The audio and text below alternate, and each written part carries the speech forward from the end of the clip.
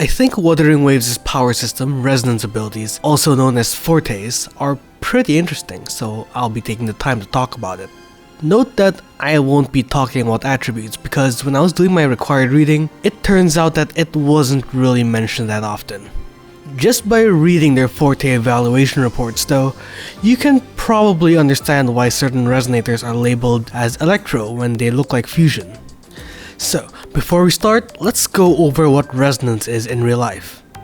Everything has something called a natural frequency, and this is because atoms vibrate. When you subject it to an external force that has the same frequency as the object, it'll cause it to vibrate with even more intensity. To put it simply, same thing plus same thing equals bigger same thing. Now, let's go over what frequencies are in the context of Wuthering Waves.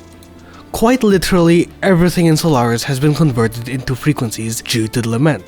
It's like if frequencies went from being a byproduct of atoms just doing their thing to becoming the reason why anything exists at all. This means you're no longer resonating with the frequency that the object is emitting, but rather the object itself.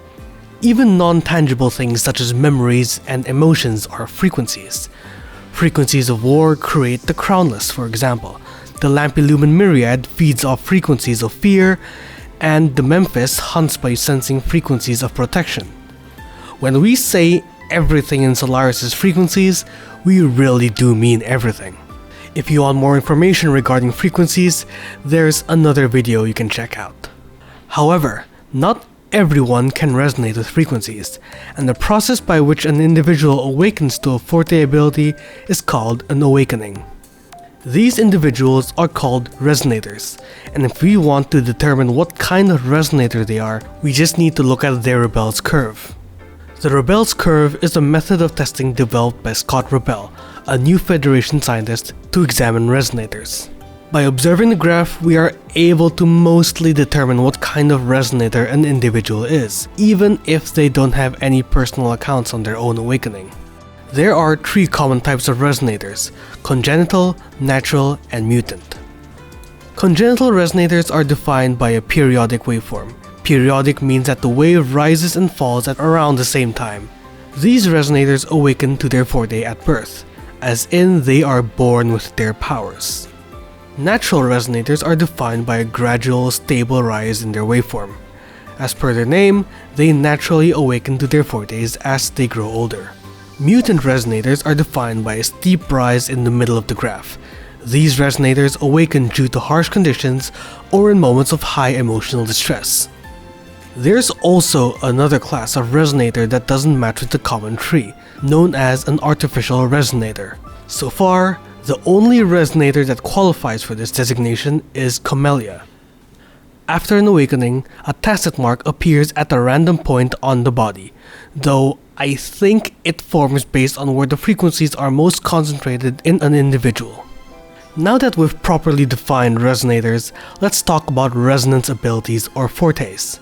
All resonators are able to sense and detect multiple frequencies, but with the exception of Rover, they can only really make use of a specific frequency that they can match with. A group of resonators might also be able to resonate with the same set of frequencies, but due to their individuality, they will all have slightly different ways of manifesting their abilities. This is called resonance spectrum pattern. Let's pull up a few examples.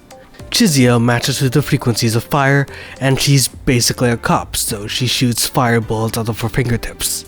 Carlotta matches with the frequencies of snowflakes and stained glass. Being strong-willed and being willing to break conventions, she's able to manifest gemstones that have destructive properties. Changli matches with fire, same as Chizia, but unlike her, she's well read in Phoenix legends, so her fire takes the form of a phoenix. Augusta's forte is magnetism, which allows her to control ferrous materials within a 10-meter radius, and Cantarella's forte is poisons, which allows her to create jellyfish to induce toxins to her targets. In a forte evaluation report, while sometimes it is mentioned what kind of specific frequency a resonator is resonating with, not all of them are available. In Universe, the reason is because that there are simply no samples available to properly verify it. But in the game, sometimes it's just not mentioned. But being a resonator has its downsides. Power doesn't come for free, and in Wuthering waves, this takes the form of overclocking. Overclocking is a state where a resonator's frequency output becomes uncontrollable, severely negatively affecting their condition. Typically, this is due to a negative mental state or overexertion. Note that frequencies are also basically your life force, and in an overclocked state, you're basically spilling it all over the place like a broken water fountain. After overclocking, you're put in a critical state, and without immediate medical attention, it is fatal. Let's look at a few cases of overclocking. Yang Yang, during a mission, overclocked and overloaded her brain with too much information. She fell into several bouts of comas and oversensitivity to her senses. Part of her hair also developed permanent feather-like features. Chisa basically spent 2 months of her life in an overclocked state, fighting for her survival in Honami City. When undergoing medical checkup after the fact, it has been found that her frequencies were severely destabilized and had to stay in rehab in the Black Shores for a while. Camellia, due to past rover's disappearance 20 years ago before the events of the game, drifted in and out of overclocking, which caused her health to horribly deteriorate. At the moment, while her situation isn't as bad as it used to be, she basically spends half of her time in a recovery pod under a shorekeeper's watch. Amieth overclocked to resonate with the Exostrider to save a village from a void storm attack. While she succeeded, she died and lost her physical body. She currently spends her time floating around Lahairoi as a digital ghost. In certain cases, overclocked resonators can reach a point where they become tacit fields, which happened to Camellia once in Petalfall village before the Black Shores and Rover rescued her. Incidentally, this is also the reason why the resonators of Ashinohara are so hated by their own people. However, not all resonators are prone to overclocking. The risk is still there, but some are more built different than others, and this falls under two parameters: resonance criticality and stability. Criticality is how close you are to overclocking when at your default state. You can think of it as your capacity, while stability is how quickly you approach overclocking risk when faced with abnormal conditions. Once again, let's look at a few examples. Chizia and Carlotta have high criticality and high stability. This means they have very little risk of overclocking. Yang Yang has low criticality but high stability, which also results in a low risk of overclocking. Mortefi and Calcaro have high criticality but low stability, meaning they have a high risk of overclocking. Danjin has low criticality and low stability, putting her overclock risk at very high. Lastly, let's talk about mutations. During an awakening or after overclocking, depending on what kind of frequency a resonator resonates with, they might gain physical attributes or alterations. Chizia's hair turned red after her awakening and her body temperature significantly increased.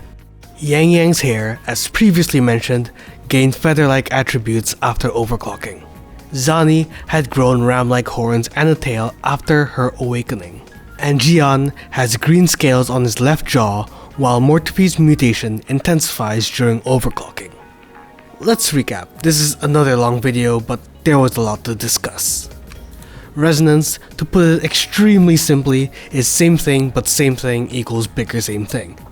In Solaris, where frequencies are the reason why anything even exists, individuals who can resonate with the object or concept are called resonators. To be a resonator, one must have undergone an awakening, and this can happen at any point in an individual's life under certain conditions. There are three common types of resonators: congenital, where you are born with your power; natural, where you awaken to your power at childhood; and mutant, where you awaken to your power during a critical moment in your life. Resonators manifest their power by resonating with a specific frequency, which is influenced by their individuality. This is called a resonance spectrum pattern. We can find out what frequencies each resonator resonates with, but not all of them are identifiable. Overclocking is a state where your frequency output is uncontrollable, giving an increase in power but risking your life in the process. After overclocking, a mutation may develop or evolve on the affected's body. Overclocking risk is dictated by resonance criticality and stability, where criticality indicates your overclocking threshold and stability indicates how erratically does your frequency output fluctuates when faced with irregular conditions. This has been another long video, so thank you for watching up to now. Please subscribe. Thank you.